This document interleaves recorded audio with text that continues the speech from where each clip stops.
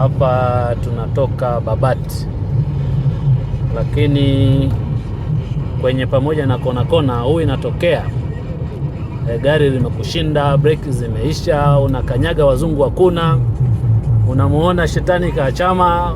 Kuna mawili, kuna sehemu watu wa barabara wanatengeneza inaitwa escaping lane, sehemu ambako kama mambo yamekushinda, maji ya shingo, unaamua kupeleka gari hapo. Sasa nitawaonyesha hiyo escaping lane. Kwa mfano kama hapo unaona palivyonyuka, gari lilikuwa kwa spidi kubwa, huwezi kumudu hii kona. Kwa hiyo hii ni escaping lane. Kwa hiyo unakuja unalenga kwenye mchanga huo mchanga huo, na wanaweka mara kwa mara wanautifua. Hiyo ndio escaping lane. Twende kazi.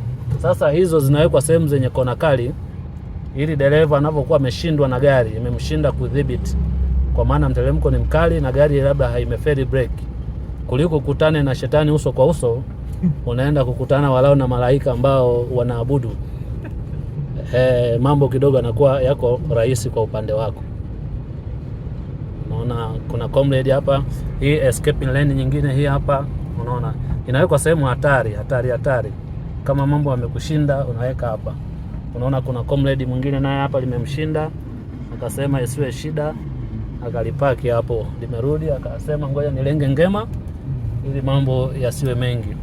Jamani, hizi ni kona kali za milima ya, nitakwambia baadaye, lakini tunamaliza sasa hii. Sasa hapo tunaanza kuingia Dodoma. Miteremko ya hapa ni mikali, na hizi mara nyingi wanaweka concrete, wanaweka zege kabisa, sehemu ambako lami haiwezi kukaa kwa sababu ya milima.